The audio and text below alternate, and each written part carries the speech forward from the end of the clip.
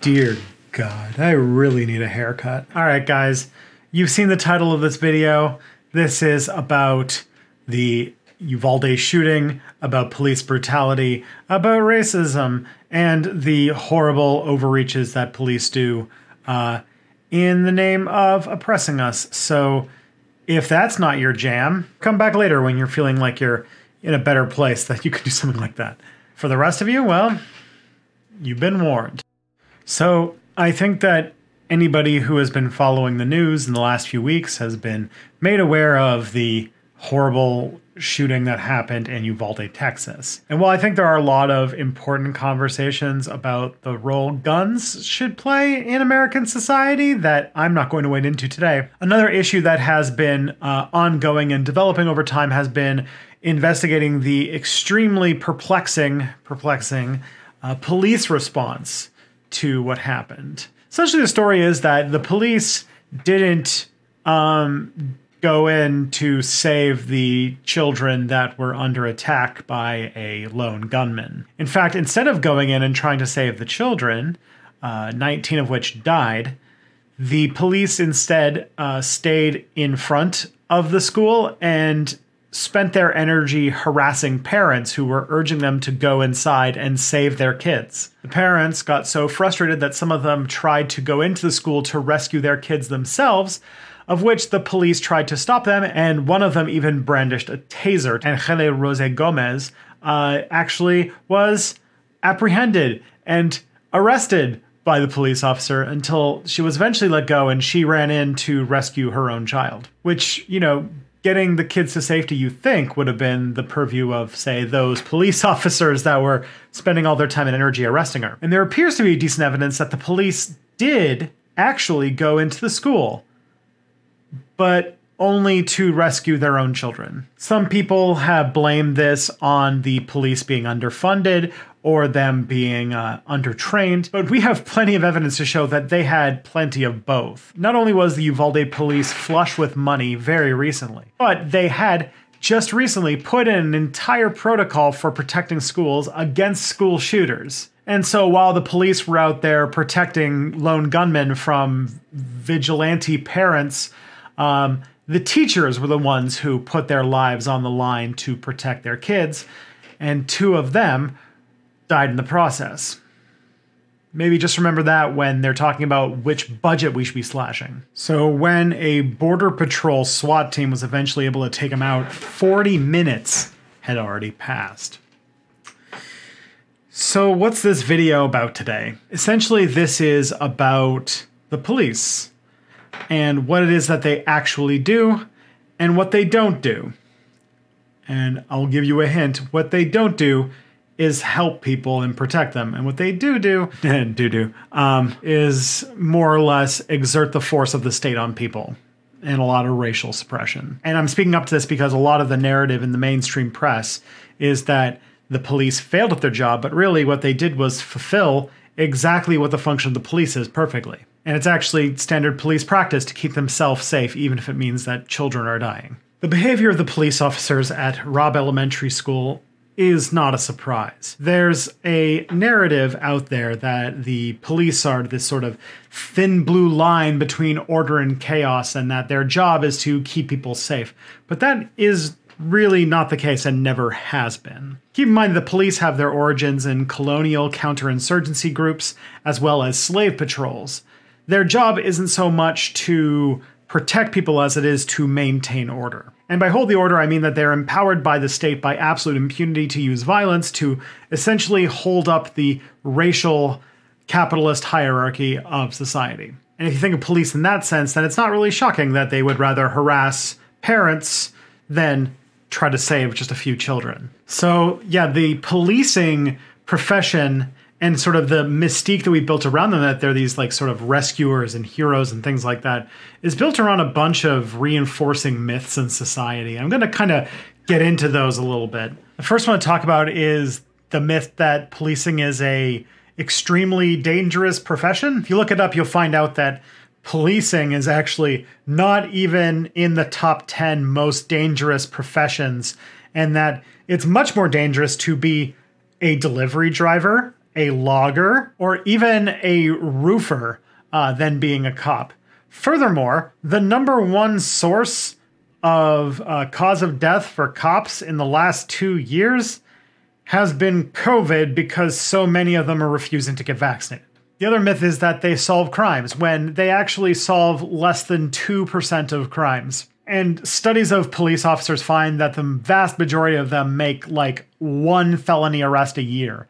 And if they make 2, that's essentially them making Employee of the Month. So if they're not out solving crimes, protecting people, what do? Well, they mostly respond to things like noise complaints. They do things like issue parking and traffic tickets, and a lot of like small things that don't involve crime that you definitely would not need an armed person for. So in many ways, their job is not to prevent crime as much as it is to criminalize people. They are there as part of essentially state surveillance and to enforce the power structure. For example, 90% of the black people stopped by the New York police under the stop and frisk program hadn't committed any crimes at all. And that as police departments get these huge overinflated budgets, they do more surveillance, but they don't actually seem to stop any more crime. I think one emblematic case is that there was one case of a spree shooter who was apprehended by civilians. The police weren't there. They were actually a few blocks away destroying a homeless camp. One example of police surveillance is what are called SROs,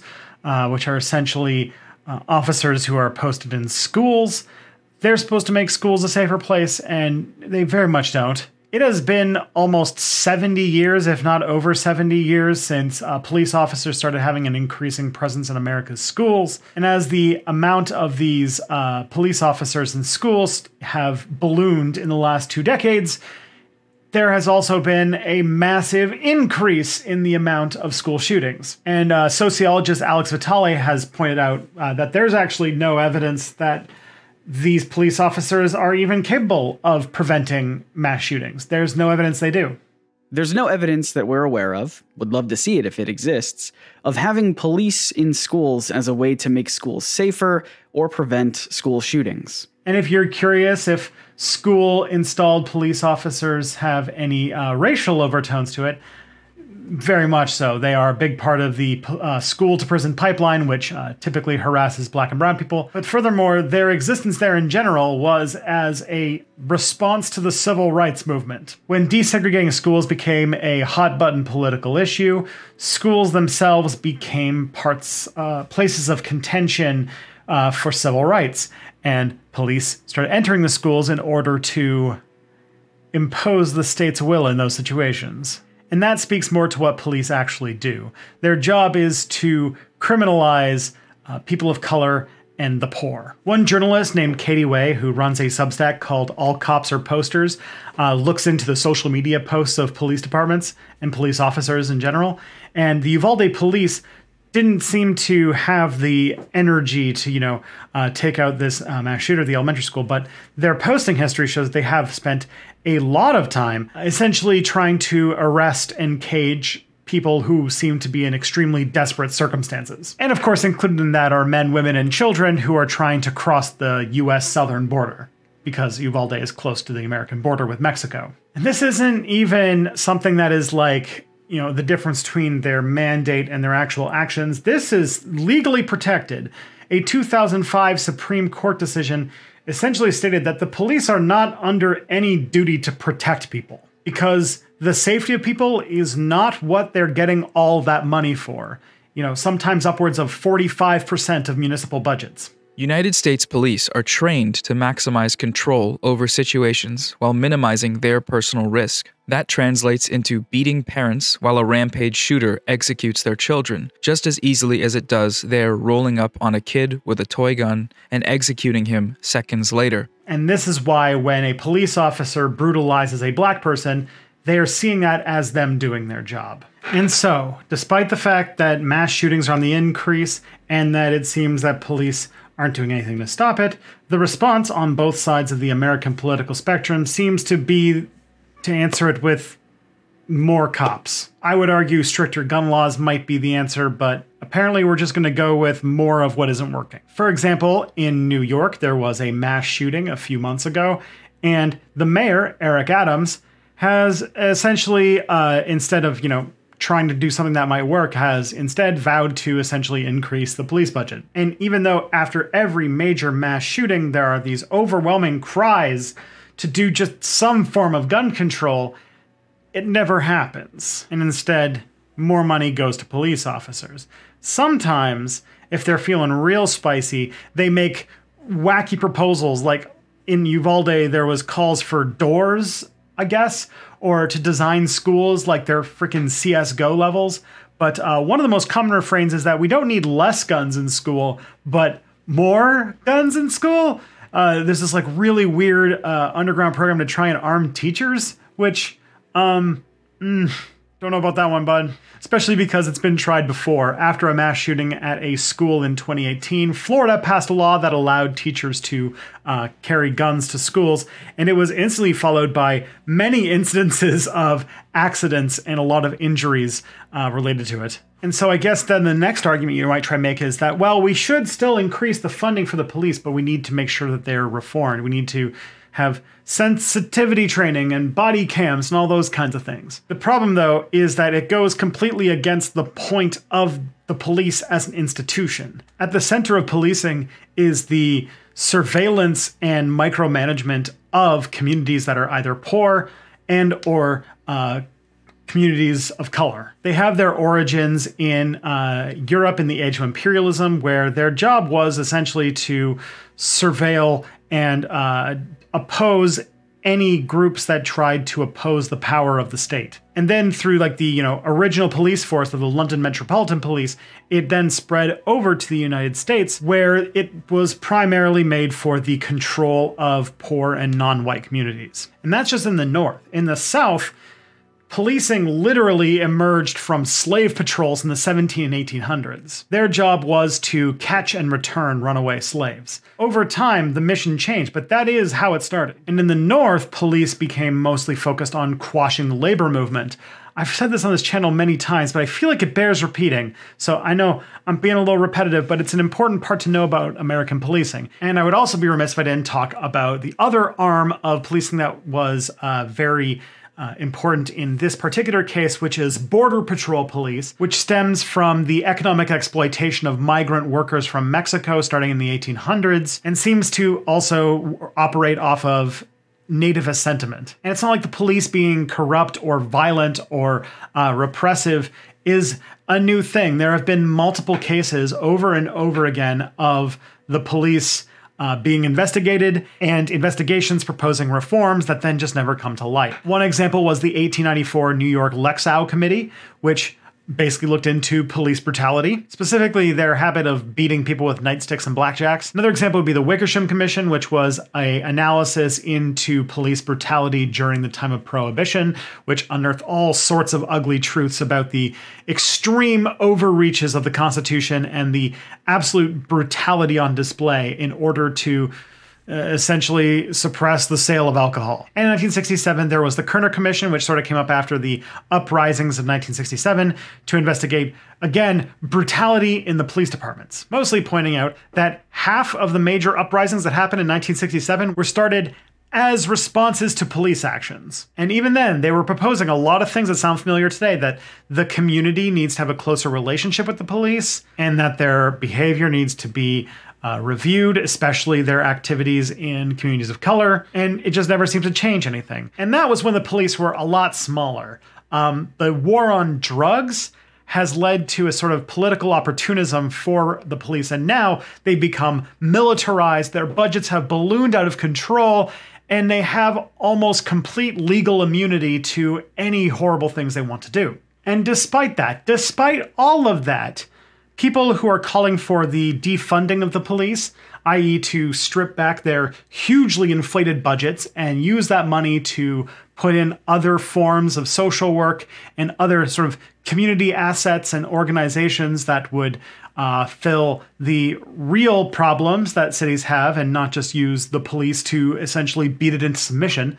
Or, even more spicy, and more in the line of your boy here, complete police abolition, and realizing that the function they play in society is really not one that benefits us at all. They call us the unrealistic fanatics for proposing these things, but it does seem weird that we keep having these crises, we keep having these overreaches, and the answer always seems to be more money for cops, more money for cops.